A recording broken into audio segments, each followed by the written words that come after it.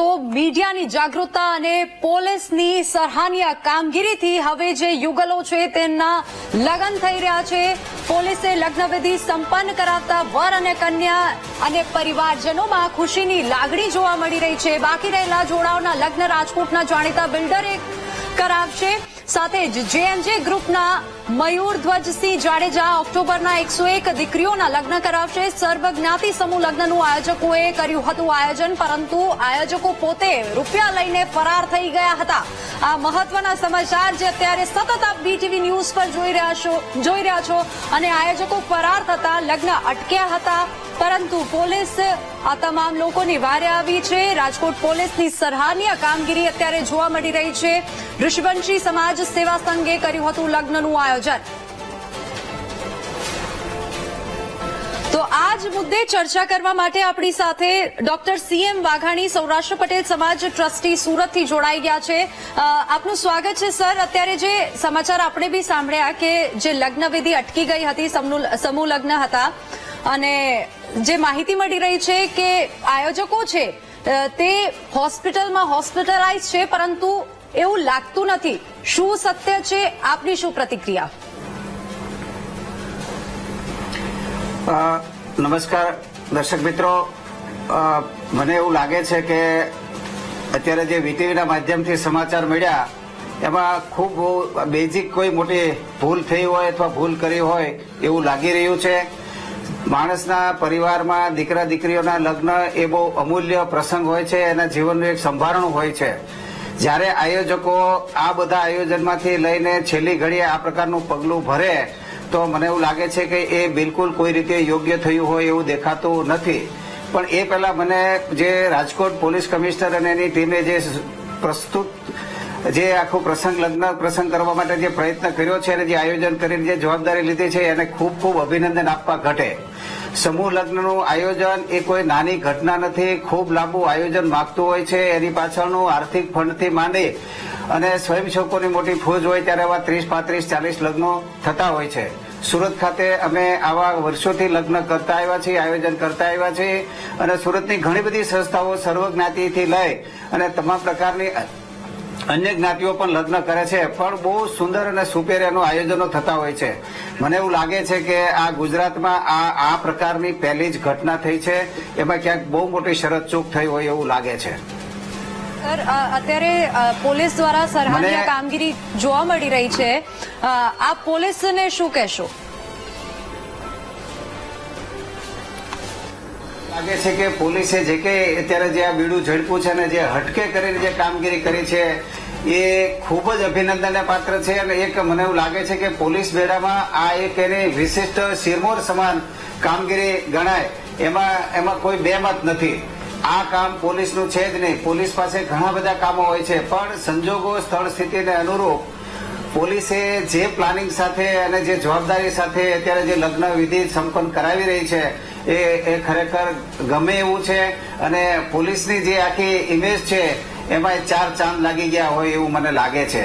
અને મારે તો ખાસ એ કહેવું છે કે સામાજિક સંસ્થાઓ ઘણા વર્ષોથી ગુજરાતમાં ખૂબ સારા કામો કરી રહી છે.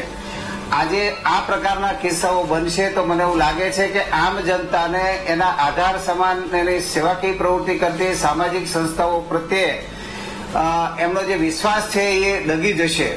આપણે એવું માનીએ છીએ કે સમૂહ લગ્નમાં જોડાનાર જે મધ્યમ વર્ગીય જે લોકો હોય છે એના માટે એનો પ્રસંગ કરવા માટેનો એક ખૂબ સારો આધાર મળે છે. એ આધાર આજે તૂટી ગયો એવું લાગે છે. એટલે સામાજિક સંસ્થાઓની સેવાકીય પ્રવૃત્તિઓ ઉપર આમ જનતાનો વિશ્વાસ ડગી જાય એવી પ્રવૃત્તિ થઈ હોય એવું મને લાગે છે. કદાચ એના અંદરના કારણો શું હશે એ તો આગળ જતા ખબર પડશે, પણ આનું પુનરાવર્તન ન થાય એ પણ એટલું ઈચ્છનીય છે. જી, છેલ્લો એક સવાલ સર આપની પાસે હું પૂછીશ કે જ્યારે પણ પોલીસને હાથે આ આરોપીઓ લાગશે તો તેમની સાથે તેમને આપ શું માની રહ્યા છો કે કયા પ્રકારની કાર્યવાહી આગળ થવી જોઈએ? જો મને એવું લાગે છે કે આ પ્રકારની જે બન્યું છે એમાં પોલીસે ખૂબ ઊંડે સુધી જવું પડે. જો આ ષડયંત્રનો જ કોઈ ભાગ હોય અને આમાં મને એવું લાગે છે કે પૈસા ભેગા કરવાનો અથવા ચીટ કરવાનો જો પ્રયત્ન કર્યો હોય તો એની સામે કડક કાર્યવાહી થવી જોઈએ. અને જયારે સમૂહ લગ્નનું આખું કામ જ પોલીસે ઉપાડી લીધું છે ત્યારે મને હવે એ બાબતમાં પોલીસની કામગીરી પણ બહુ સચોટ અને મને લાગે છે બહુ પરફેક્ટ થશે, એમાં કોઈ શંકા નથી. બીજું એ કે આખા ગુજરાતમાં આમ જોવા જાય તો કોઓપરેટિવ સેક્ટર અને જે સામાજિક સંસ્થાઓનું જે આખું જબરજસ્ત કામગીરી ચાલે છે એમાં કોઈ પ્રશ્નાર્થ ઉભો ન થાય. દૂધ અને દૂધ પાણી બંને જુદું થઈ જાય એ પ્રકારની કામગીરીની તો દરેક લોકો અપેક્ષા રાખે. આજે આપણે જોઈએ છીએ કે આજે 30 ને 60 પરિવારો હોય તો 60 પરિવારોને પણ એવો ભરોસો બેસવો જોઈએ કે ના ખોટું કરનારાઓને સાથે પોલીસે કડક હાથે કામ લીધું છે. એના કારણો શું છે તે છે એ આપણે એમાં ન પડીએ તો પણ આવું છેલ્લી ઘડીનું અંતિમ પગલું આવું ભરી અને આ પરિવારોને રેઢા મૂકીને જતા રહેવું એ કોઈ રીતે યોગ્ય નથી. અને મને લાગે છે કે પોલીસ જે રીતે કામ કરી રહી છે અત્યારે એ જોતા મને એવું લાગે છે કે ભવિષ્યની ઇન્વેસ્ટિગેશનને રિલેટેડ કામગીરી પણ એટલી જ પરફેક્ટ થશે, એમાં કોઈ બેમત નથી. જી સર, આપ બીટીવી ન્યૂઝ સાથે જોડાયા, આ મુદ્દે ચર્ચા કરી તે બદલ ખૂબ ખૂબ આભાર. તો અત્યારે જે સમાચાર મળી રહ્યા છે તે પ્રમાણે પોલીસ દ્વારા લગ્નવિધિ સંપન્ન કરવામાં આવી રહી છે. જે લગ્ન અટક્યા હતા તે કરાવવામાં આવી રહ્યા છે અને સતત પોલીસ દ્વારા અલગ અલગ ટીમ બનાવીને જે આયોજકો ફરાર છે તેઓની તપાસ પણ શરૂ થઈ ગઈ છે. ઋષિવંશી સમાજ સેવા સંઘે કર્યું હતું લગ્નનું આયોજન અને પોલીસે લગ્નની વિધિ કરાવવાની જવાબદારી ઉઠાવી છે. સાથે જ મીડિયાની જાગૃતતા પણ રંગ લાવી છે અને અત્યારે જે આયોજકો છે તેમાં ખુશી જોવા મળી રહી છે. સાથે જ રાજકોટથી આ મહત્વના સમાચાર. રાજકોટમાં સમૂહ લગ્નના આયોજકોએ ફરાર થયા પછી સ્ટેટસ મૂક્યું છે કે તેઓ હોસ્પિટલમાં દાખલ હોવાથી સમૂહ લગ્ન રદ હોવાનું સ્ટેટસ તેઓએ વોટ્સએપ પર મૂક્યું છે. ચંદ્રેશ છાત્રોલાએ લખ્યું કે આયોજન સમૂહ લગ્નનું જે કરવામાં આવ્યું તે રદ કરવામાં આવ્યું છે. તેઓ હોસ્પિટલમાં દાખલ હોવાના ફોટા સાથે તેઓએ સ્ટેટસ મૂક્યો છે અને રિપોર્ટ સાથે વોટ્સએપ સ્ટેટસમાં તેઓએ આ ફોટો મૂક્યો છે. આ મહત્વના અપડેટ્સ અત્યારે જે પ્રાપ્ત થઈ રહ્યા છે આ કેસને લઈને. રાજકોટમાં સમૂહ લગ્નના આયોજકોએ ફરાર થયા પછી સ્ટેટસ મૂક્યું છે અને તેઓએ આ કદાચ એવું લાગી રહ્યું છે કે તેઓ પોતાનો બચાવ કરતા અહીંયા જોવા મળી રહ્યા છે. ચંદ્રેશ છાત્રોલાએ પોતાના વોટ્સએપ ઉપર સ્ટેટસ મૂક્યું છે. રાજકોટમાં સમૂહ લગ્નના આયોજકોએ ફરાર થયા પછી સ્ટેટસ મૂક્યું છે.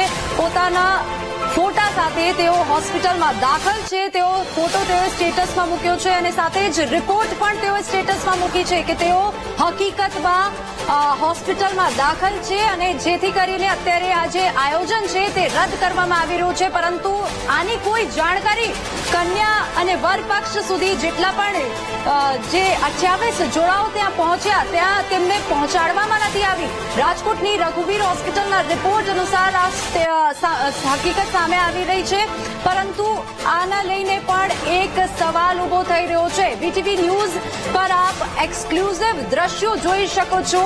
આ આયોજક છે ચંદ્રેશ છાત્રોલા, જેને વોટ્સએપ પર સ્ટેટસ મૂક્યો અને તેઓ વોટ્સએપમાં લખ્યું છે કે આજના સમૂહ લગ્નમાં જે સંતાવણી કાર્યક્રમ હતો તેને રદ કરવામાં આવ્યો છે અને કાર્યક્રમ કેન્સલ રાખે છે હોસ્પિટલમાં દાખલ હોવાથી. તો આની જાણકારી સરજી કોણ આપશે? પેલા જે 28 જોડાઓ ત્યાં પહોંચ્યા છે તેમને. હવે આ તો એવું લાગી રહ્યું છે કે કદાચ આ આયોજક પોતાનો લૂનો બચાવ કરતો હોય, પરંતુ આની હકીકત શું છે તે પોલીસ જ્યારે તપાસ કરશે, ઊંડાણપૂર્વક તપાસ કરશે ત્યારે જ બહાર આવશે. પરંતુ જે અત્યારે માહિતી મળી રહી છે બીટીવી ન્યૂઝ પર આપ એક્સક્લુઝિવ જોઈ શકો છો કે આયોજકે સ્ટેટસ મૂક્યો છે પોતાનો હોસ્પિટલમાં તે દાખલ હોય તેવો સ્ટેટસ મૂક્યો છે, ફોટો મૂક્યો છે અને સાથે લખ્યું છે કે આજનો જે કાર્યક્રમ છે તે રદ કરવામાં આવી રહ્યો છે. રાજકોટની રઘુવીર હોસ્પિટલના રિપોર્ટ સાથેનો તેઓએ ફોટો મૂક્યો છે. રાજકોટમાં સમૂહ લગ્નના આયોજકોએ ફરાર થયા પછી વોટ્સએપ પર સ્ટેટસ મૂકીને જાણકારી આપી છે. વધુ વિગતો સાથે સંવાદદાતા ભાવેશ ફોન લાઈન પર જોડાઈ ગયા છે. ભાવેશ, અત્યારે આ આયોજકોમાંથી એક આયોજકે વોટ્સએપ પર સ્ટેટસ મૂક્યો છે કે તે હોસ્પિટલમાં દાખલ છે અને કાર્યક્રમ રદ કરવામાં આવ્યો છે, તેને લઈને શું વધુ અપડેટ? ચોક્કસથી જે પ્રમાણે સમૂહ લગ્નનું આયોજન કરવામાં આવ્યું હતું, રેલનગર નજીકના વિસ્તારમાં લગ્નનું આયોજન કરવામાં આવ્યું હતું, ત્યારે 3 જેટલા આયોજકો છે તે અત્યાર સુધીમાં જાણવા મળ્યા છે. જ્યારે જે ફરાર જે આરોપીઓ જે આયોજકો છે તેમાં ચંદ્રેશ કત્રોલા નામનો આરોપી છે તે જે આયોજક છે તે હોસ્પિટલમાં દાખલ હતો ત્યારે તે હોસ્પિટલમાં દાખલ હોય તે પ્રકારના તેને સ્ટેટસ છે તે સોશિયલ મીડિયામાં પોસ્ટ કર્યા હતા, જેને લઈને ક્યાંક ને ક્યાંક હવે પોલીસ દ્વારા તેને જે હોસ્પિટલમાં તે દાખલ હતો ત્યાં પણ તપાસ છે તે શરૂ કરી છે. બીજી તરફ જે બીજો આયોજક હતો દિલીપ ગોહેલ છે તેના ઘરે તાળા જોવા મળ્યા છે. હેડગેવાર ટાઉનશીપ 102 નંબરના તે ફ્લેટમાં રહેતો હતો ત્યારે ત્યાં પણ તેના ઘરે તાળા જોવા મળી રહ્યા છે.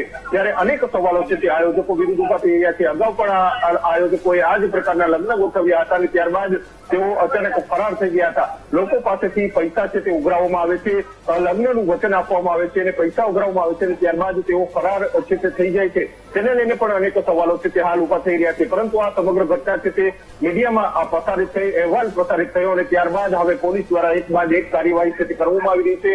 પોલીસ અહીંયા લગ્ન છે તે કરાવી રહી છે, સાથે સાથે જમણવાર છે તે પણ ગોઠવવામાં આવ્યો છે અને જે લોકો વર અને કન્યા પક્ષના લોકો અહીંયાથી ભૂખ્યા ના જાય, સંપૂર્ણ લગ્ન થાય તે પ્રકારની વ્યવસ્થા છે તે હાલ કરવામાં આવી રહી છે. હાલ તો જે આરોપી છે, ફરાર આરોપી આયોજકો છે, તેમને હોસ્પિટલમાં શોધવાની પોલીસે તજવીજ હાથ ધરી છે. સાથે સાથે બીજા જે આયોજકો છે તે ફરાર છે તેમને પણ શોધવાની તજવીજ છે તે પોલીસ દ્વારા હાથ ધરવામાં આવી રહી છે. જી ભાવેશ, આભાર સમગ્ર માહિતી બદલ. તો જે તેને વોટ્સએપ પર સ્ટેટસ મૂક્યું છે તેમાં રજીસ્ટ્રેશન ડેટ જે રિપોર્ટમાં છે તે ગઈકાલની છે, પરંતુ એ સવાલ છે જો ગઈકાલે તે હોસ્પિટલમાં દાખલ થયો તો શું આ તમામ જોડાઓની જાણકારી શું કામ ના આપી?